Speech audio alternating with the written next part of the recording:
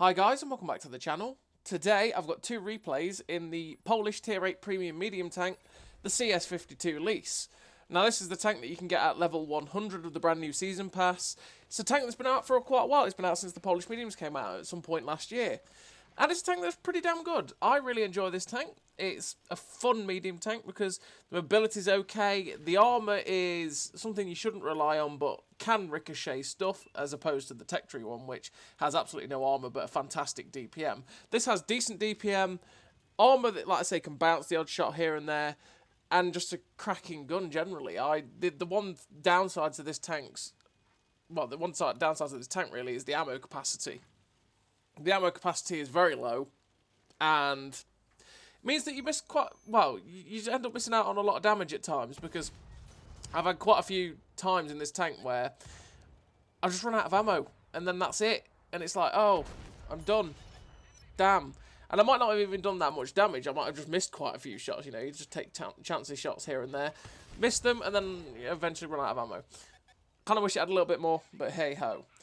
CS-52 Lis is just a damn good little medium tank, and it's a fantastic tank to get for free at the level 100 of the Season Pass. Let's be real, it's a damn nice tank.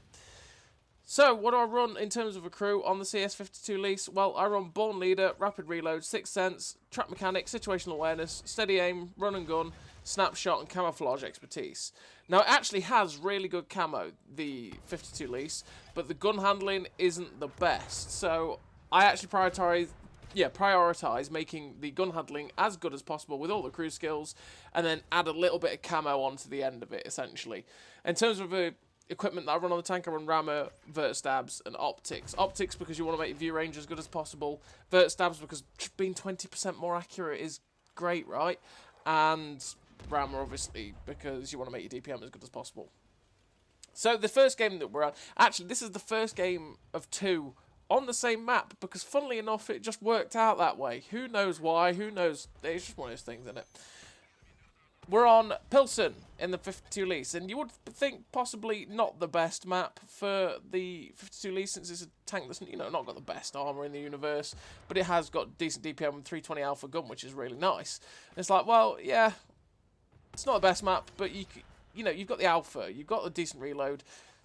You can keep putting good shots in you. It's not like, say, a Panther or something like that that's got 150 alpha and you're having to sit there slugging out shots all the time. The fact is you can play a little bit more peekaboo.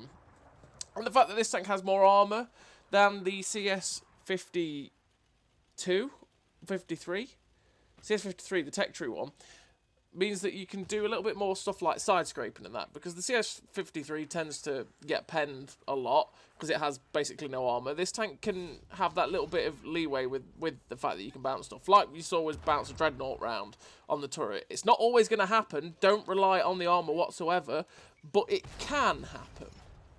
So yeah, this first game on Pilsen so far, we've managed to progress into the middle of the factory, and we get a nice shot into this Dreadnought. It'd be great if we could get rid of this Dreadnought, because, well, it's going to hurt if he does slap us up. We're still full health, which is nice. We're on 3.2k damage. The teams are fairly equal, and we spot this 45 TP that's crossed in the open, and it's like, well, okay then, sir, we're going to get some shots into you. Unfortunately, he just gets beyond our shells, and we're going to poke out on this corner to see if we can get a shot at the Dreadnought. We can't quite get a shot at him, but we do have some shots at the T-28. I went for the tracking shot. I probably should have tried to shoot his cupola. It is what it is. We end up taking a big hit from the artillery and from the hammer.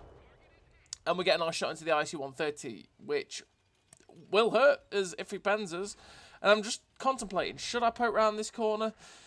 No, because they'll all be looking at it, and we don't want to do that. We're going to go around here and see if we can actually get some shots at the Dreadnought again. I'm hoping that that Dreadnought will still be on that corner.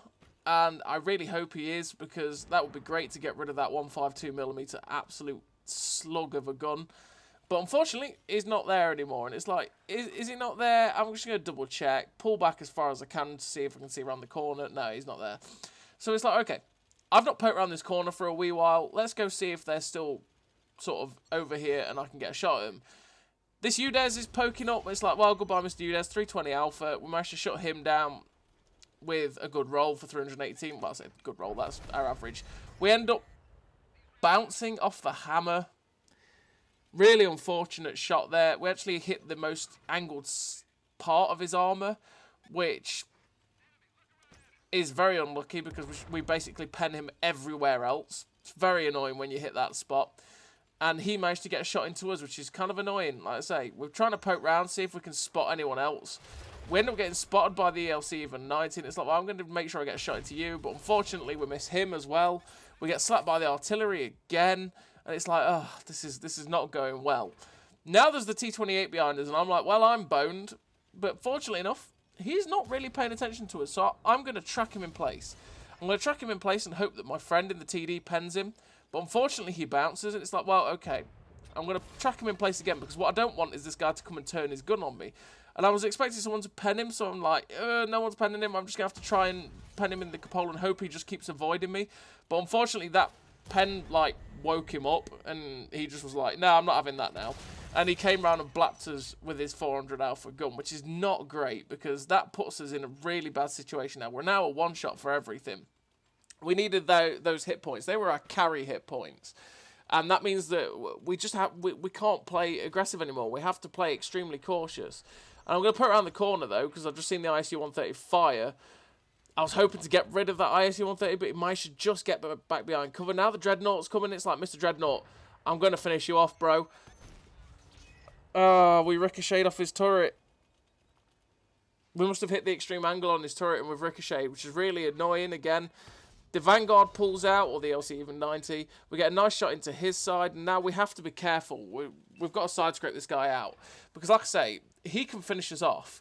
We do have decent armour with the side-scraping and stuff, but again, he can pretty much, if he catches us right, auto-pen us with his gun.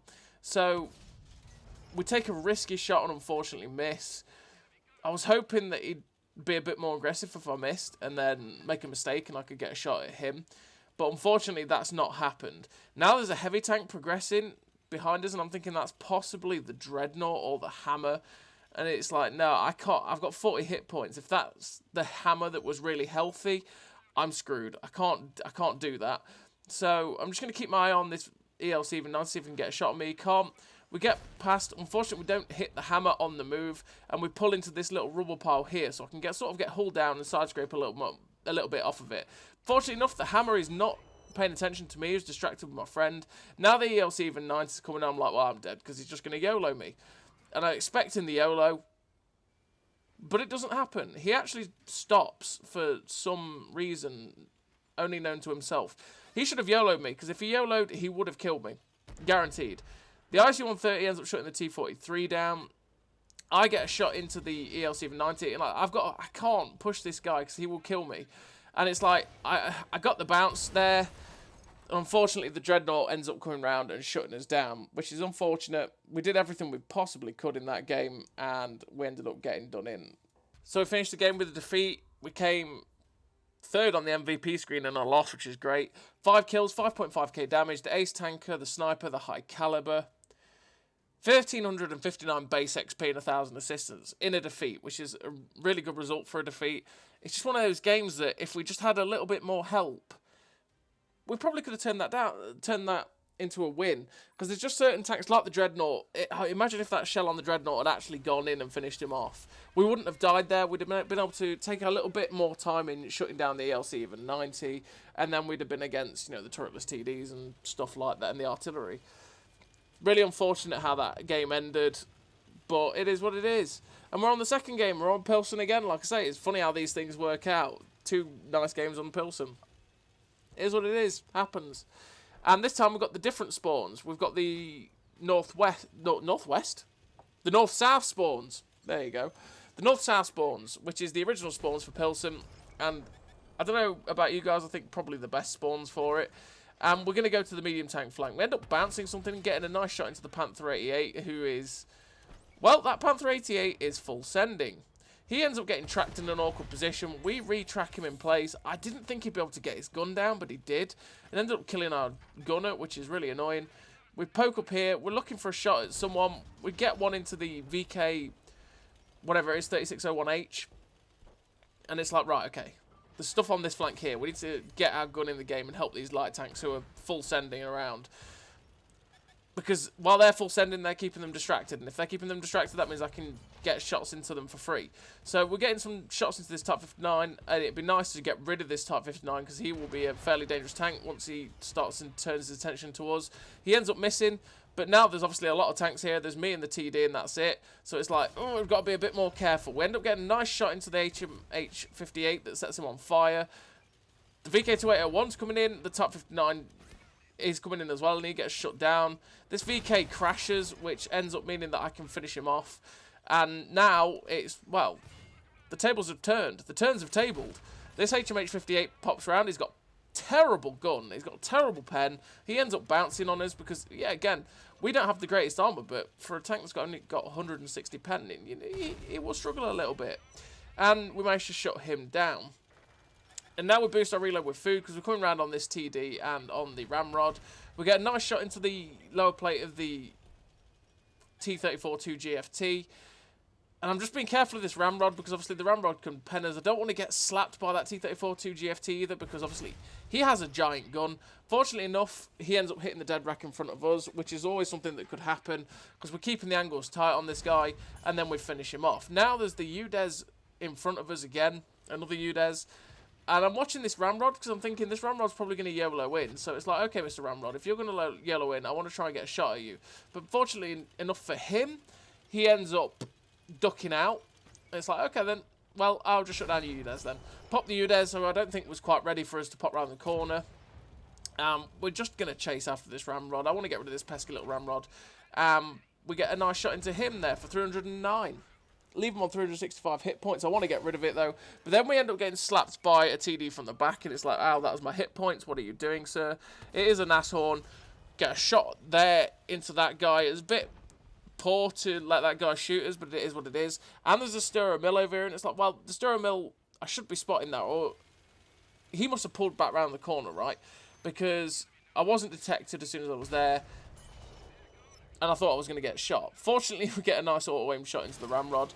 The Stirrer Mill, because we ended up seeing that guy and panicking, we ducked in as far as we could towards the building, and that meant that he ended up only doing track damage. That's where our armor on this tank saved us again, on the side armor.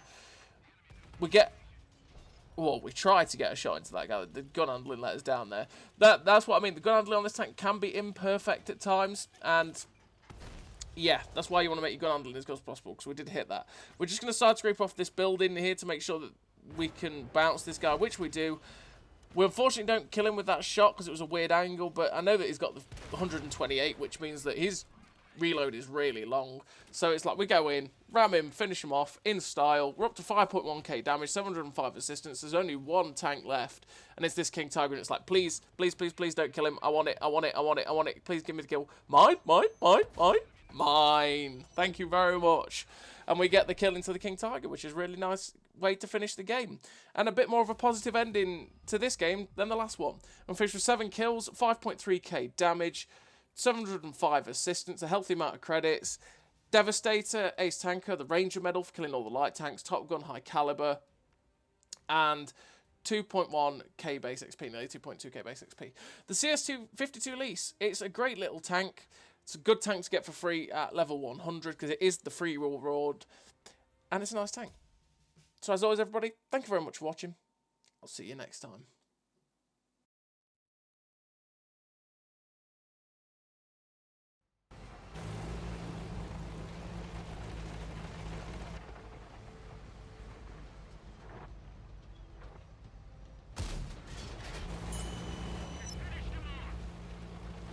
A great success!